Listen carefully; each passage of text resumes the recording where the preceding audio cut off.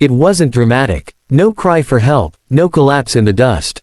Just a slight hitch in the woman's step as she crossed the wide kitchen floor of his ranch house, carrying a bucket of water like she always did.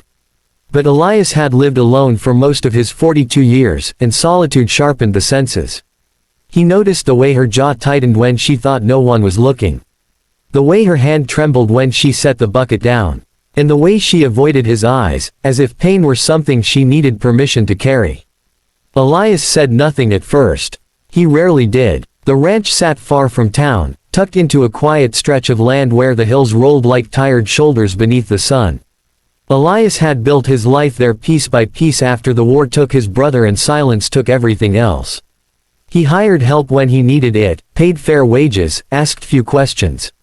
When Maria had come to his door 6 months earlier asking for work, he'd seen a woman in her early 30s with worn shoes, steady eyes, and a voice that tried not to shake. He hired her on the spot. She cooked, cleaned, kept the place alive. And now she was limping. By evening, the limp was worse. Maria tried to hide it, but pain has a way of telling the truth. When she rose from the table, her knee buckled. She caught herself against the chair, breathing hard, color draining from her face. "Sit," Elias said. The word landed heavier than he intended. Maria froze, then slowly sat back down. "I'm fine," she said quickly. Too quickly. Elias stood and fetched the oil lamp, setting it closer so he could see her clearly.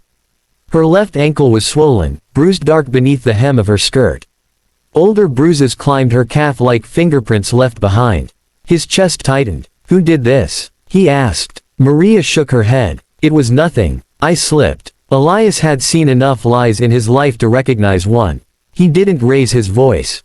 He didn't argue. He simply nodded, turned, and went to fetch the first aid kit. When he returned, Maria's hands were clenched in her lap. "I don't need," she began. "You do," Elias said quietly. "And I won't ask again." He knelt in front of her, his movements careful, respectful. As he rolled her stocking down, the truth revealed itself fully. Deep bruises, some yellowing with age, others angry and new. Not the marks of a fall. The marks of cruelty. Maria's breath hitched. "I didn't want trouble," she whispered. "I just needed work." Elias felt something old and dangerous stir in his chest. Anger, yes, but also shame. Shame that he hadn't noticed sooner. Shame that the world allowed this kind of suffering to hide in plain sight. "Who?" he asked again. Maria's eyes filled. "My husband. Or, he was. I left. He found me in town last week." Silence pressed in around them, thick and suffocating. "You should have told me," Elias said, not in accusation, but regret. "I was afraid," she said. "Men like him, they don't stop." Elias stood. When he spoke, his voice was steady, but something final lived beneath it. "Then we won't let him." The next morning, Elias hitched his horse and rode into town, Maria's bruises burning behind his eyes like a brand. He went straight to the sheriff's office, boots echoing against the wooden floor. Sheriff Dalton looked up, surprised. "Elias Crow, you don't come in much." "No," Elias said. "But today I am." He laid out everything. The bruises. The threats. The man's name. He spoke slowly, clearly, as if each word mattered because it did. Dalton leaned back, folding his arms. "Without her statement, my hands are tied." Elias leaned forward. "Then untie them." The sheriff frowned. "That's not how the law." "That man followed her," Elias interrupted. "Beat her. Threatened her life. If you don't act, he'll do worse." Dalton sighed. "I'll send a deputy to ask questions." Elias straightened. "You'll do more than that. Or I will." The room went quiet. Dalton studied him carefully. Elias was known as a quiet rancher, a man who kept to himself, who never caused trouble. And men like that, Dalton knew, were the most dangerous when pushed. "Bring her in," the sheriff said finally.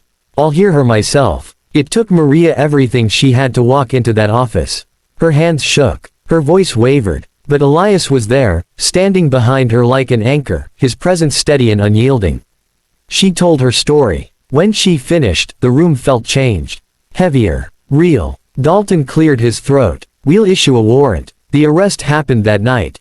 Her husband fought. He cursed. He swore vengeance. But iron met flesh, and the cell door closed with a sound that echoed like justice."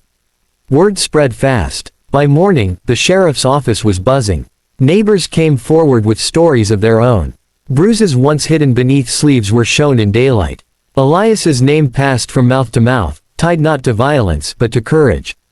Back at the ranch, Maria sat on the porch, watching the sun dip low over the fields. Elias brought her a cup of tea and set it beside her. "You didn't have to do all that," she said softly. "Yes," he replied, "I did." She looked at him then, really looked. The lines of grief etched into his face. The kindness that lived beneath his quiet. "What happens now?" she asked. "Now," Elias said, "you heal. You stay as long as you need. And you never walk alone again." Tears slid down her cheeks, not from pain this time, but relief. Weeks passed. Maria's limp faded. Her laughter returned in small, cautious pieces. The ranch felt warmer, fuller. And Elias, who had spent years believing silence was safety, learned that sometimes doing the right thing meant making noise. When the trial ended, the sentence was firm. The sheriff shook Elias's hand. "You shook this town," Dalton said. "In a good way." Elias nodded. "About time." On a quiet evening, Maria stood beside him at the fence line, the sky painted gold and purple. "You saved me," she said. Elias shook his head. "You saved yourself. I just listened." And in that moment, the ranch no longer felt like a place of escape, but a place of beginnings, a reminder that strength doesn't always shout, and that even the quietest hearts can change the world when they choose to stand.